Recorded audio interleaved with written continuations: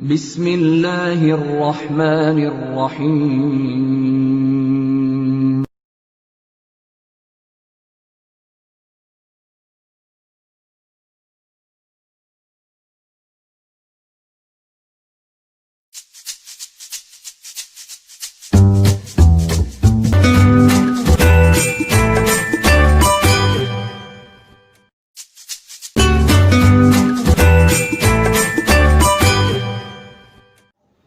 बिस्मिल्लाहिर्रहमानिर्रहीम। अस्सलाम वालेकुम। Welcome back to PPSC and FPSC math center. हमने लास्ट वीडियो में पढ़ा था symmetric matrix and skew symmetric matrix के बारे में, और उससे ये मैं इसलिए बताना चाह रही हूँ स्टार्ट में क्योंकि इससे रिलेटेड मैंने एक इंपॉर्टेंट क्वेश्चन करवाना था, वो मेरा मिस हो गया था। क्वेश्चन करवाने से पहले थोड़ा सा हम इसको रिवाइज करते हैं। सिमेट्रिक मैट्रिक्स मैंने कहा था कि is equal to A transpose हो, तो हम ऐसी मैट्रिक्स को कहेंगे कि वो स्क्यू सिमेट्रिक मैट्रिक्स है अगर A is equal to A transpose आ जाए तो। और इसको हम मैट्रिक्स देख के ही कैसे बता सकते हैं कि वो सिमेट्रिक मैट्रिक्स है, अगर उसकी symmetric element mirror elements with respect to diagonal equal हैं, तो फिर ऐसी मैट्रिक्स को हम सिमेट्रिक मैट्रिक्स कहते हैं। मैट्रिक्स देख के हम बता सकते हैं। ये सब कुछ हम डिस्कस कर चुके हैं ऑलरेडी। लेक्चर नंबर 6 होगा, आप देख सकते हैं लीनियर अलजेब्रा की प्लेलिस्ट में जाके। स्क्यू सिमेट्रिक मैट्रिक्स के बारे में मैंने कहा था कि उसके जो सिमेट्रिक एलिमेंट्स होते हैं वो नेगेटिव ऑफ ईच अदर होते हैं। ये स्क्यू सिमेट्रिक की डेफिनेशन थी और सिमेट्रिक मैट्रिक्स की डेफिनेशन थी, और सबसे और इसके लिए था कि वो स्क्वायर मैट्रिक्स होनी चाहिए। सब कुछ मैं डिस्कस कर चुकी हूँ ऑलरेडी। मैं इससे रिलेटेड एक क्वेश्चन करवाना चाह रही थी, इंपॉर्टेंट भी है, और मतलब उसको देख के आप इसका सिमेट्रिक और स्क्वायर सिमेट्रिक कॉन्सेप्ट जो मैंने दिया है आपको क्वेश्चंस या आपके कंप्यूटर एग्जाम में किस तरह से वो हेल्प आउट करेगा, वो इस क्वेश्चन को देख के आपको अंदाज़ा या आइडिया हो सकता है। चलिए देखते हैं वो क्वेश्चन। अगर पेपर में इस तरह से आ जाए कि आपको कोई मैट्रिक्स दे दी जाए और जिसमें एक अननोन्स यूज़ किए जाए, जिस तरह यहाँ एक्स यूज़ किया गया है, वो साथ में ये बता दिया गया है कि ये सिमेट्रिक मैट्रिक्स है। और अगर कहते हैं कि अगर ये सिमेट्रिक मैट्रिक्स है तो बताएं फाइंड एक्स भी करें एंड बी फाइंड करें। बी मैट्रिक्स के लिए एक्स को फाइंड करना है हमने।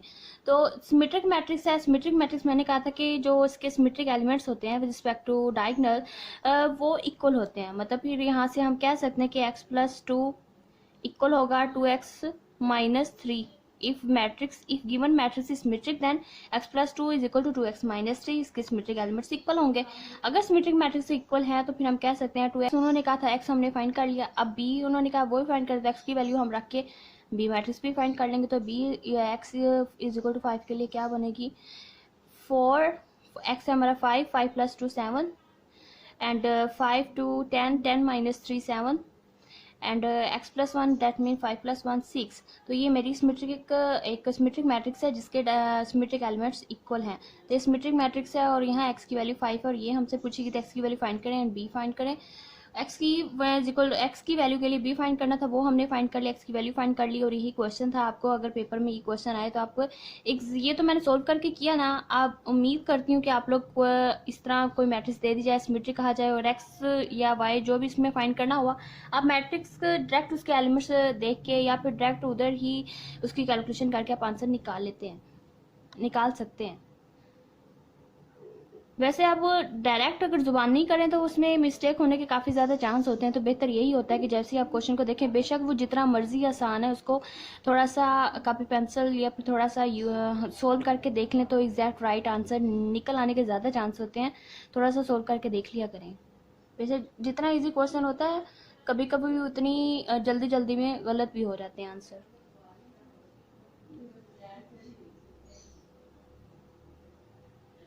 और नेक्स्ट आज हम इस वीडियो में ऑर्थोगोनल मैट्रिक्स ऑर्थोनॉर्मल मैट्रिक्स के बारे में सीखेंगे इस वीडियो में। चलिए वो स्टार्ट करते हैं। ऑर्थोगोनल मैट्रिसेस का कॉन्सेप्ट। ऑर्थोगोनल मैट्रिक्स क्या होती है? अगर किसी मैट्रिक्स का फॉर एग्जांपल मेरे पास कोई ए मैट्रिक्स है, अगर उसका मैं ट्रांसपोज लूँ is equal to A inverse के इक्वल अगर आ जाती है तो ऐसी मैट्रिक्स को कहूँगी कि वो ऑर्थोगोनल मैट्रिक्स है। आज इस वीडियो में हम कवर करेंगे orthogonal matrices and orthogonal vectors, orthogonal orthonormal set के बारे में डिस्कस करेंगे इस वीडियो में। देखते हैं ऑर्थोगोनल मैट्रिक्स से सबसे पहले हम डेफिनेशन करते हैं। फॉर्मल डेफिनेशन के बाद हम इसके कॉन्सेप्ट को अच्छी तरह से डिटेल से अंडरस्टैंड करते हैं क्या होता है ऑर्थोगोनल मैट्रिक्स, इसके शॉर्टकट के साथ कंप्लीट डिटेल से। चलिए देखते हैं orthogonal matrix. A real matrix से इज ऑर्थोगोनल। एक रियल मैट्रिक्स, सबसे पहले तो मैं यहाँ मैं रियल मैट्रिक्स लूँगी और ये स्क्वायर मैट्रिक्स ही होंगी, जिस तरह symmetric matrix, skew symmetric matrix, orthogonal matrix, ये सारी स्क्वायर मैट्रिसेस के लिए है कंसेप्ट। और यहाँ मैं रियल मैट्रिक्स है कंसेप्ट, कम्प्लेक्स मैट्रिक्स के लिए भी ये कंसेप्ट है, वो भी हम डिस्कस करेंगे इंशाल्लाह नेक्स्ट वीडियो में।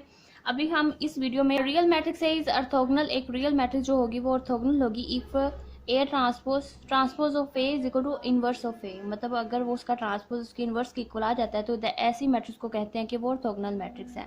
That is if A into A transpose is equal to, या फिर कर लें कि ट्रांसपोज और मैट्रिक्स मतलब आपस में कम्यूट कर रहे हैं इज इक्वल टू, अगर आइडेंटिटी आ जाए तो ऐसी मैट्रिक्स को कहेंगे वो ऑर्थोगोनल मैट्रिक्स। इस तरह से कर लें या फिर इस तरह से कर लें। दस ए मस्ट नेसेसरली भी, ये एक नेक्स्ट कंडीशन है उसकी कि बहुत ज़रूरी है कि वो स्क्वायर मैट्रिक्स हो ए, फिर इन्वर्टिबल भी हो, उसका मतलब इन्वर्स भी एग्जिस्ट करता हो, मतलब फिर नॉन सिंगुलर मैट्रिक्स होगी और स्क्वायर मैट्रिक्स होगी जिसकी number of rows is equal to number of columns होंगे। और ये कंडीशन या फिर ये कंडीशन अगर वो, इसका मतलब भी यही है कि मैं फॉर एग्जांपल अगर लेती हूँ, जिस तरह मैंने कह दिया कि ए इंटू ए ट्रांसपोज करें इज इक्वल टू, अगर किसी मैट्रिक्स का मल्टीप्लीकेशन अगर आइडेंटिटी मैट्रिक्स आ रही है तो इसका मतलब एक दूसरे के इन्वर्स हैं, या A transpose inverse of A है या A is the inverse of its transpose, that mean A transpose is equal to A inverse है। इस तरह कर लें तो मतलब, या फिर ये कंडीशन और यही कंडीशन इम्प्लाई करती है, ये वाली कंडीशन भी इम्प्लाई करती है। इस तरह कर लें, इस तरह कर लें, बात एक ही है। तो अगर ये अगर कंडीशन सेटिस्फाई करती है तो ऐसे मैट्रिक्स को कहते हैं कि वो ऑर्थोगोनल मैट्रिक्स है।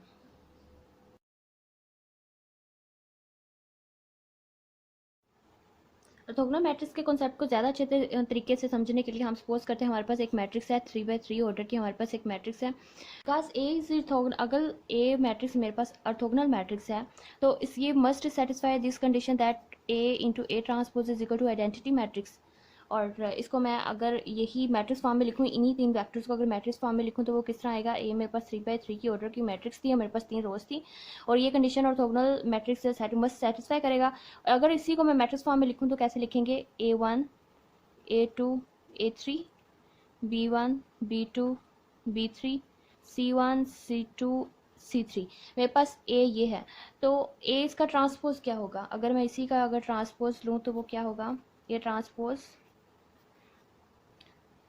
A1 A2 A3 B1 B2 B3 C1 C2 C3। हम इन दोनों को मल्टीप्लाई करते हैं is equal to identity matrix रख के, फिर देखते हैं कि ये कैसा बिहेवियर देता है। जिस ऑर्डर की हमारे पास ए मैट्रिक्स होगी उसी ऑर्डर की हमारे पास आइडेंटिटी मैट्रिक्स होगी, उसका ऑर्डर भी वही होगा जो इस ऑर्थोगोनल मैट्रिक्स का ऑर्डर होगा।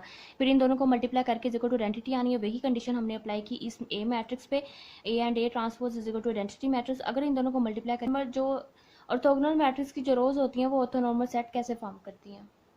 आप यहाँ से देखें कि ये इन दोनों को मल्टीप्लाई करने के बाद ये मैट्रिक्स बनेगी। और ये मैट्रिक्स आप ज़रा सा गौर करें तो ये देखें A1 square plus A2 square plus A3 square है, इसकी डायगोनल एंट्रीज इक्वल टू 1 होगी और नॉन डायगोनल एंट्रीज इसकी जो सारी वो इक्वल टू 0 होंगी। और डायगोनल एंट्रीज क्योंकि ये दोनों इक्वल हैं इस वजह से, अब इसकी जो diagonal B1 square plus B2 square plus B3 square is equal to 1 है, C1 square plus C2 square plus C3 square is equal to 1 है।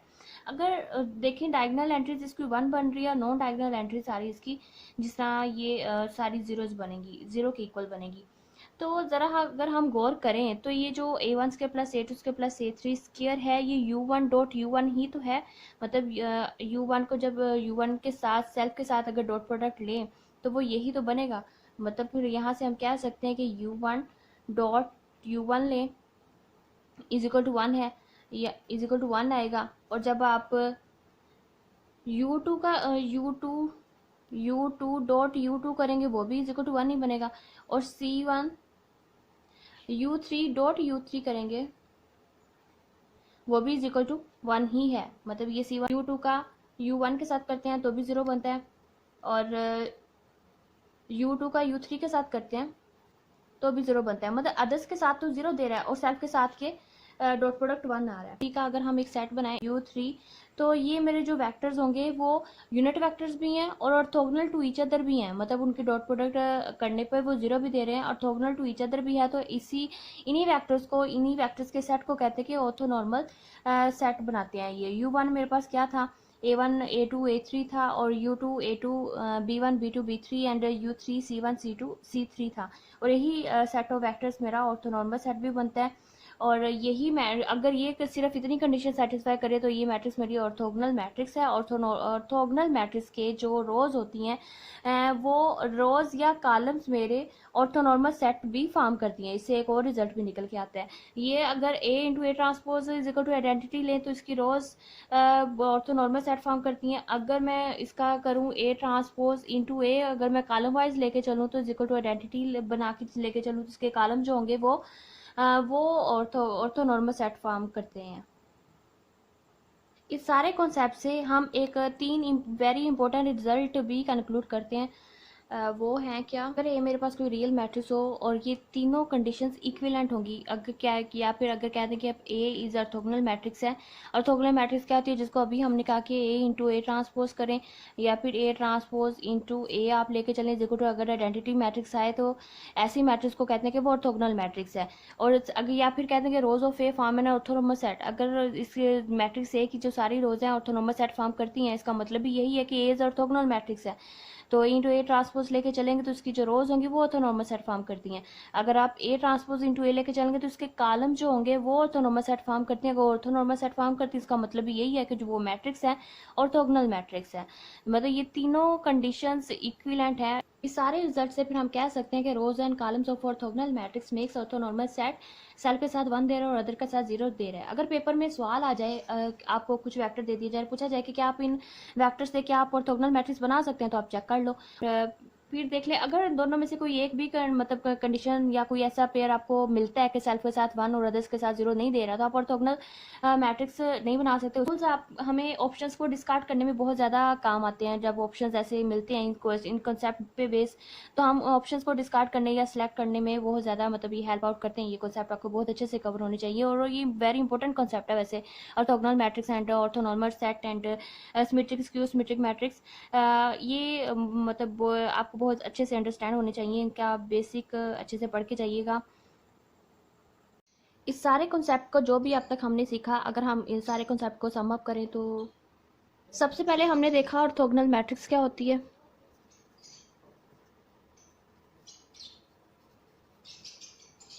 ऑर्थोगोनल मैट्रिक्स होती है किसी भी आप मैट्रिक्स का ट्रांसपोज लें और अगर वो इन्वर्स अपने इन्वर्स के इक्वल आ जाती है तो ऐसी मैट्रिक्स को कहते हैं कि वो ऑर्थोगोनल मैट्रिक्स है। फिर हमने देखा ऑर्थोगोनल वेक्टर्स क्या होते हैं।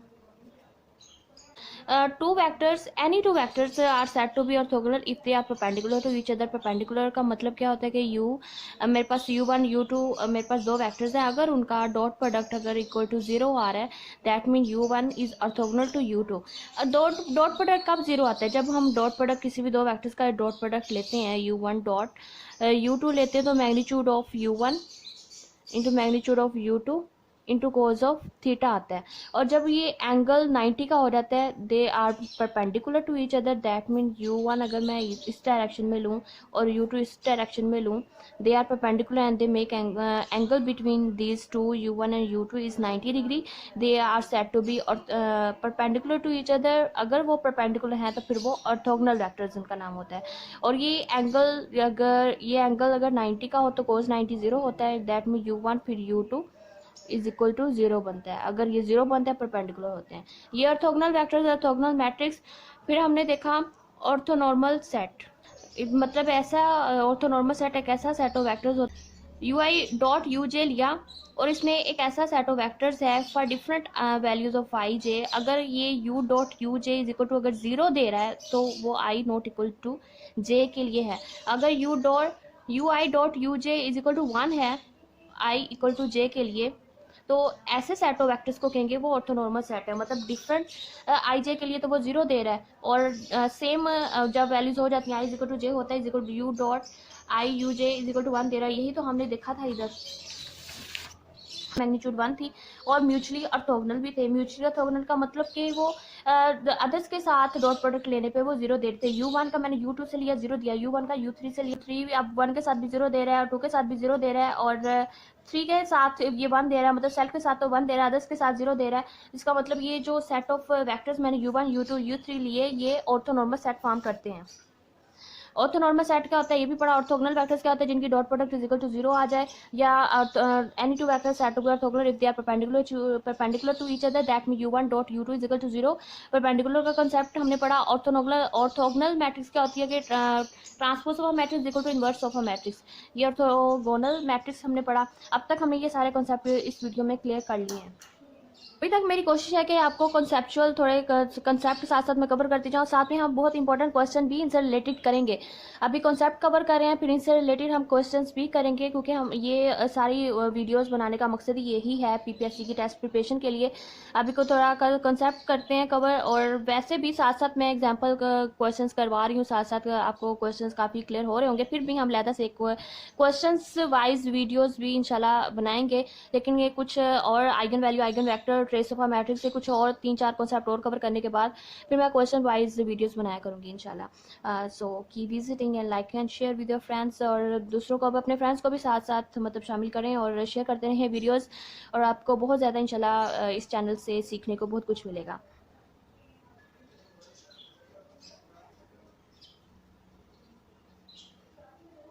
अगर पेपर में आपको इस तरह से क्वेश्चन आ जाता है कि आपको कुछ वेक्टर्स दे दिए जाएं और कहा जाए कि आप इन वेक्टर्स की हेल्प से आप ऑर्थोगोनल मैट्रिक्स बना सकते हैं तो या नहीं, तो सबसे पहले आप क्या करें कि उनकी जो सबसे पहले आप उन वेक्टर्स की मैग्नीट्यूड निकालें। अगर मैग्नीट्यूड 1 आती है तो ठीक है। फिर नेक्स्ट उनका आपस में अगर आप डॉट प्रोडक्ट लेते हैं, अगर वो आपस में dot product is equal to 0 दे रहा है तो वो फिर ऑर्थोगोनल मैट्रिक्स बना सकते हैं। अगर कोई एक भी आपको वेक्टर्स का ऐसा एक पेयर मिल जाए जिससे आप आपस में कर रहे हैं तो वो 0 नहीं दे रहा, और ना ही किसी एक की मैग्नीट्यूड अगर 1 नहीं आती, तो आप वो ऑर्थोनॉर्मल सेट फॉर्म नहीं करेंगे, और फिर ऑर्थोगोनल मैट्रिक्स नहीं बना सकते आप उससे, क्योंकि ऑर्थोगोनल मैट्रिक्स की जो रोज और कॉलम्स होते हैं वो ऑर्थोनॉर्मल सेट फॉर्म करते हैं। जब ऑर्थोनॉर्मल सेट ही वो नहीं बनाएंगे तो वो ऑर्थोगोनल मैट्रिक्स भी नहीं बन सकती।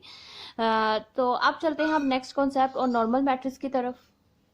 नॉर्मल मैट्रिक्स देखें, नॉर्मल मैट्रिक्स क्या होती है, अगर किसी आप मैट्रिक्स का उसके ट्रांसपोज के साथ अगर मल्टीप्लाई करते हैं, या फिर उसको लेफ्ट से उसके ट्रांसपोज को मल्टीप्लाई करते हैं, या राइट से अगर किसी मैट्रिक्स के साथ उसके ट्रांसपोज को मल्टीप्लाई करते हैं, अगर वो दोनों इक्वल आ जाते हैं, या फिर कह दें कि ट्रांसपोज एंड मैट्रिक्स का अगर कम्यूट करते हैं तो वो नॉर्मल मैट्रिक्स होती है। इज इक्वल टू डेंटिटी आ जाए तो वो ऑर्थोगोनल मैट्रिक्स हो जाती है। अगर डेंटिटी इक्वल ना भी है और मतलब वो आपस में ही कम्यूट कर रहे हैं उसका ट्रांसपोज और मैट्रिक्स, तो वो नॉर्मल मैट्रिक्स होगी।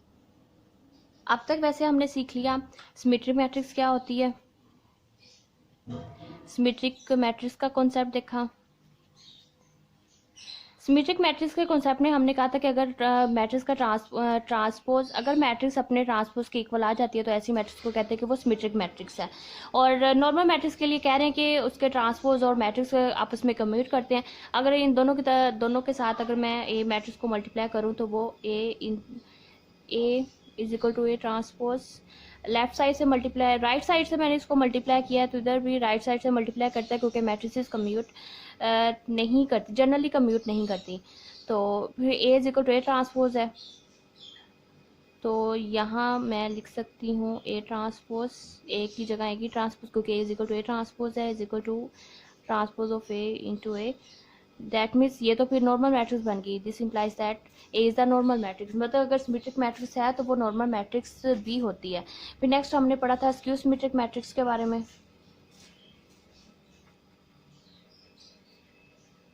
मतलब सिमेट्रिक मैट्रिक्स हमारी नॉर्मल मैट्रिक्स भी फॉर्म करती है। अब नेगेटिव मतलब स्केलर जो होता है वो मैट्रिक्स से कॉमन लिया जा सकता है।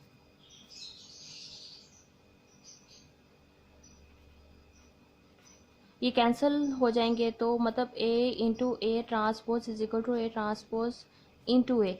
ये फिर हमारी नॉर्मल मैट्रिक्स की कंडीशन को सेटिस्फाई कर रहा है, मतलब सिमेट्रिक मैट्रिक्स हो, स्क्यू सिमेट्रिक मैट्रिक्स हो, वो नॉर्मल मैट्रिक्स की कंडीशन को भी सेटिस्फाई करते हैं, वो नॉर्मल मैट्रिक्स होती हैं।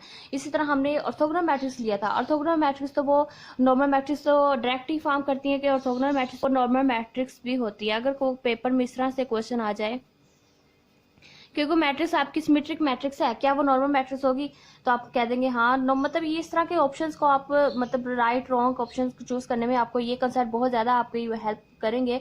स्क्यू सिमेट्रिक मैट्रिक्स है वो भी नॉर्मल मैट्रिक्स होती है, ऑर्थोगोनल मैट्रिक्स है तो वो भी नॉर्मल मैट्रिक्स बन सकती है।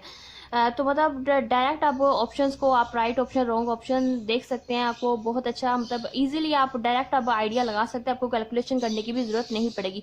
वैसे सिमेट्रिक पहले मैंने जब ऑर्थोगोनल मैट्रिक्स में डिस्कस किया था उसमें भी बताया था कि जो सिमेट्रिक और स्क्यू सिमेट्रिक मैट्रिक्स होती हैं वो ऑर्थोगोनल मैट्रिक्स होती हैं, और symmetric skew symmetric orthogonal matrix normal matrix भी फॉर्म करती हैं।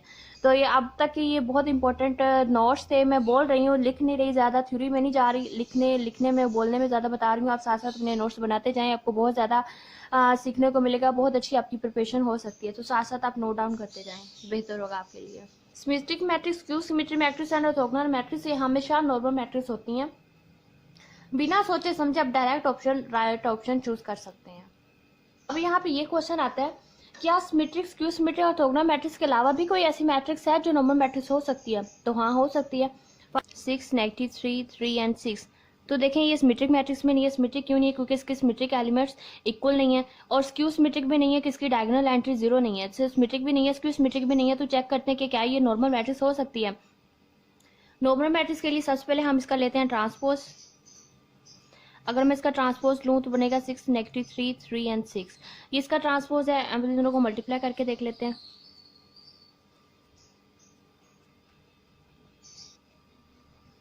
6 इंटू 6 बनेगा 36 एंड -3 एंड -9, तो ये +9 बनेगा। और नेक्स्ट 6 इंटू 3 18, 18 -18। फिर नेक्स्ट 6 इंटू 3 18, 6 -3 -18, 3 इंटू 3 9, 6 36। तो ये मैट्रिक्स बनेगी हमारे पास 45 0 0 45। ये मेरे पास A इंटू ए ट्रांसपोज है। इसी तरह आप A ट्रांसपोज इंटू ए भी करके देख लें, इसको इसके साथ मल्टीप्लाई करके देख लें। ऐसे कर लेते हैं। ट्रांसपोज को पहले रखना है 6 3 -3 6, 6 -3 3 6। इन दोनों को मल्टीप्लाई करके देख लें। 6 इंटू 6 36 +9 -18 +18, -18 +18 9 +36। तो ये भी आपको 45 0 0 45। इसका मतलब फिर हम यहाँ से hence this implies that A transpose into A is equal to A into A transpose. That mean यहाँ ये फिर हैंस हम कह सकते हैं कि यहाँ से कि जो मैट्रिक्स A है वो हमारी नॉर्मल मैट्रिक्स है। मतलब अब सिमेट्रिक और स्क्यू सिमेट्रिक मैट्रिक्स के अलावा भी मैट्रिक्स हमारी नॉर्मल मैट्रिक्स हो सकती हैं।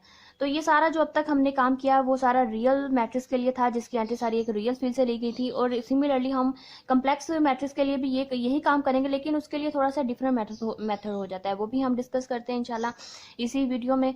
फिर हम बहुत जल्द क्वेश्चंस वाइज भी सारा डिस्कस करेंगे, तो बहुत ज़्यादा आपको हेल्प आउट होगी। हर वीडियो में यही कोशिश रहती है कि मैं बेसिक से लेके चलूँ, क्योंकि काफ़ी स्टूडेंट्स होते हैं जिनके लिए ये कॉन्सेप्ट नहीं होते हैं, और बहुत से कुछ ऐसे भी व्यूअर्स होते हैं जिन्होंने या फिर जिनकी इन कॉन्सेप्ट पे बहुत ज़्यादा अच्छी ग्रिप होती है। तो मैं बेसिक से लेके चलती हूँ। बहुत मतलब होता है ना, टीचर के लिए क्लास के सबसे नालायक स्टूडेंट को जहन में रखते हुए पढ़ाना चाहिए, तो मैं क्लास के सबसे नालायक स्टूडेंट को जहन में रखते हुए पढ़ाती हूँ, और डीपली या बेसिक से स्टार्ट करती हूँ और बहुत अच्छे से लेके चल रही हूँ। फिर भी आपको कोई कन्फ्यूजन या फिर कोई क्वेश्चन या कोई क्वेरी है तो लाजमी पूछा करें वीडियो कमेंट सेक्शन में। फिर मैं इंशाल्लाह कोशिश करूंगी कि नेक्स्ट वीडियो में फिर वो आपके जो भी कन्फ्यूजन जो भी क्वेश्चन हुए उसको क्लियर करूं, आपको अच्छे तरीके से समझा सकूं। और we are waiting for your question, so thank you.